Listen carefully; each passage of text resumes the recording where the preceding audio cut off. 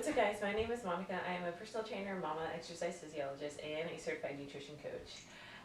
If this is your first time here, welcome. You're actually joining in on my postpartum journey, so you're probably a few workouts in right now. But if this is not your first time here, yeah.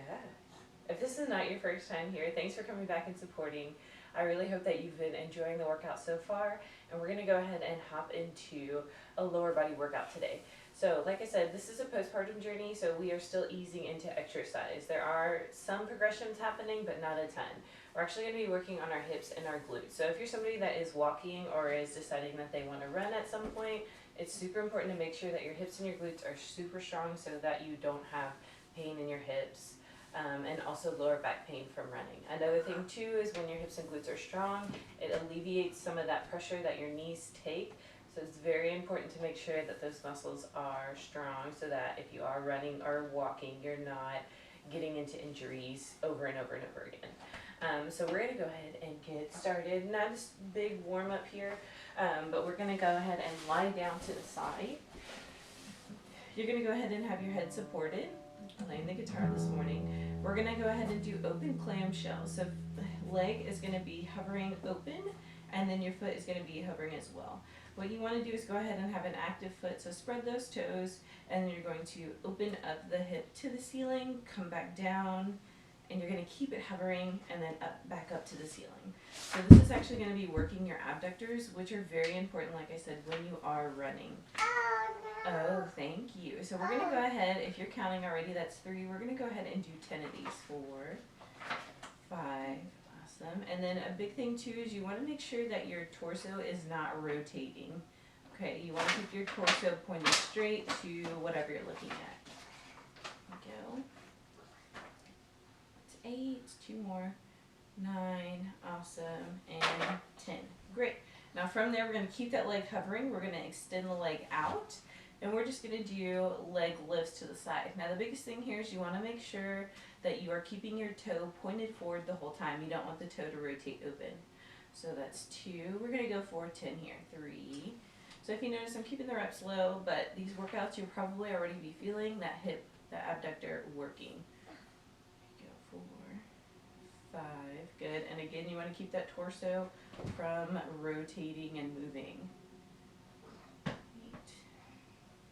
9, good. You probably feel the burn here. 10, great.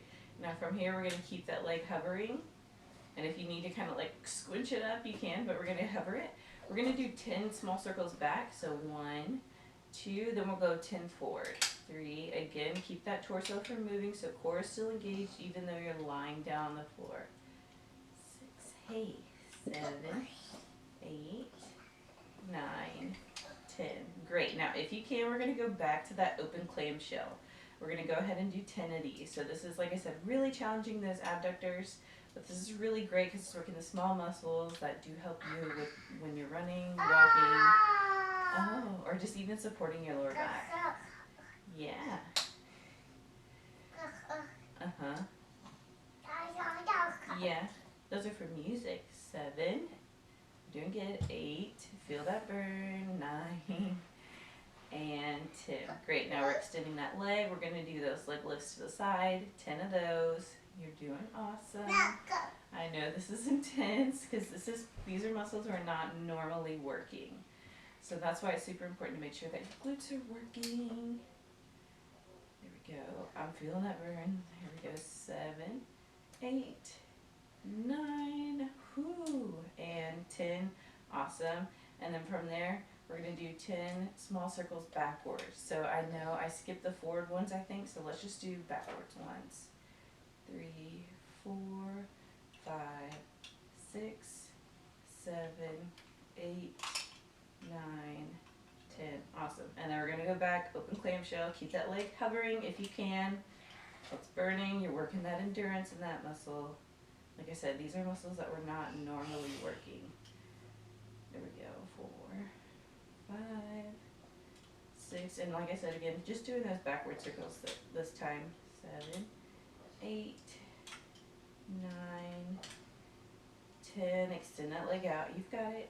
1, 2. If you you're a mama and just had a baby, you endured that long pregnancy, you can definitely endure some pain in those hips. Here we go. You are stronger than what you think you are. And if you're not a mama, you didn't just have a baby, you are still stronger than what you think you are. It's mind over matter here. 8, 9, 10, awesome. And then small circles back. Keep that leg controlled. You don't, like I said, you don't want those hips moving. 3, 4, 5, 6, 7, 8, 9, and 10. Awesome, and you can rest that leg down. I'm sure you feel it all on that hip there. So we're going to do the same thing, other side. So now that you kind of know what's going on, you can definitely take the lead here. But we're just going to go ahead and start with those open clamshells. 10 on this side. 2, 3, yeah. That's the case. 4, 5, 6, awesome. 7, you're doing great. 8, 9, 10, awesome. And if you're just joining in, you'll probably notice that this is a really easy, just easing into the workout. And that's the whole point of these postpartum workouts, is because a lot of times our bodies change physiologically. So not only do we look different, but like we've had changes happen to our body from having a baby. And we need to make sure that we're mindful of that and we adjust our muscles to our new bodies for right now. Because we're not the same as we were before we got pregnant. 9, 10, awesome. And then we're going to do circles back. 2. Now you may notice one leg may feel like it hurts way faster than the other one, and that's normal. That just means that you are a little weaker on one side, but there's no big deal there because you're doing the same thing on each side. Woo! 8, 9, 10. Now keep that leg hovering. You got those open clamshells. 1, you're doing great. 2, this is your second set on the other side, so you're getting close to being done. 4, awesome. 5, 6, 7, leave that. Come here. 8, 9, come here, Papa. 10. Can you come sit with Mommy? Now we're going to go ahead and do leg lifts. 1, 2, 3, 4, 5, 6, 7, 8. And if you're kind of throwing up your leg, don't do that. You want to have control the whole time. 10, good. Small circles back. Keep that leg hovering if you can. 3, 4, 5, 6, 7. You got it. 8, 9, 10. Last one, open clamshells. You can do it. Feel that burn. Breathe. You chose to work out today, and that's a great decision. You are going to have to suffer a little bit, but it's going to be good and worth it in the long run. Here we go. 5, 6, 7, 8, 9, 10. Oh, I didn't see what you were doing. You got it. 1, 2. Again, control the leg up and down. 3, 4, 5, 6, 7. Keep that torso. 8, nice and strong. 9, 10, great. And 10 small circles. 1, 2, breathe. 3, 4, control. 5, you've got it. 6, 7, mind over matter. 8, 9, 10, and rest that leg. Whew, so that, probably definitely feeling that one. Now that we have our hips activated, we're going to actually go ahead and start working on our larger muscle group, our glutes. So we're going to go ahead and do hip thrusts. So all these workouts are really good, especially if you do have abdominal separation. We're not doing anything that's super intense, but it is strengthening that area down below, so your booty. So we're going to make sure that our knees are hip width apart, feet are in line with our knees.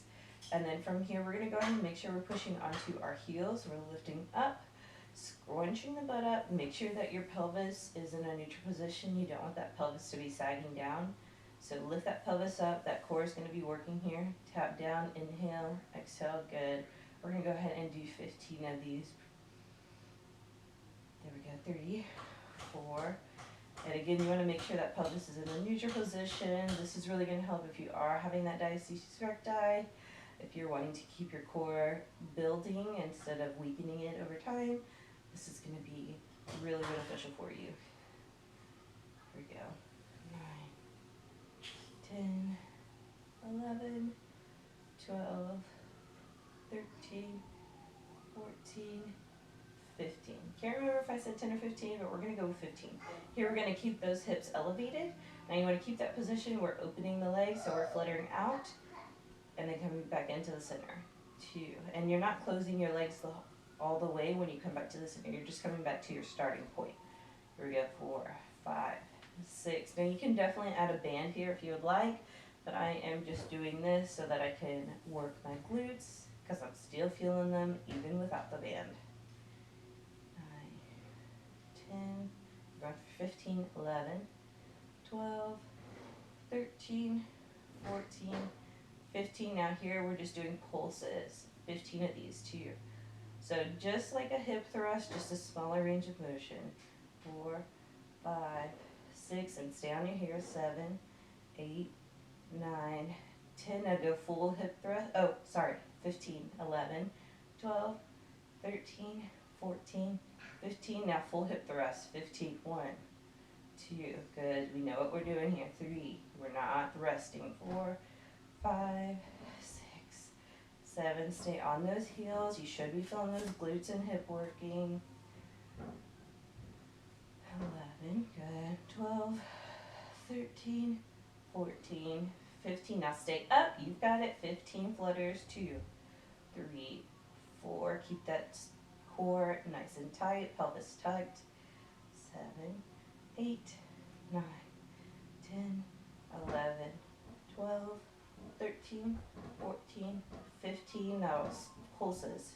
2, 3, 4. Feel that booty. 5, 6, 7, 8.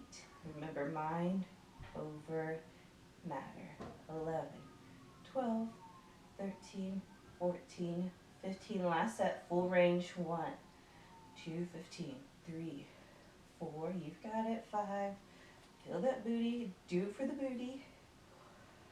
7, 8, 9, 10, 11, 12, 13, 14, 15. Flutter out. 1, 2. You've got it. 3. Core nice and tight. Stay on the heels. 7, 8, 9, 10. You've got it.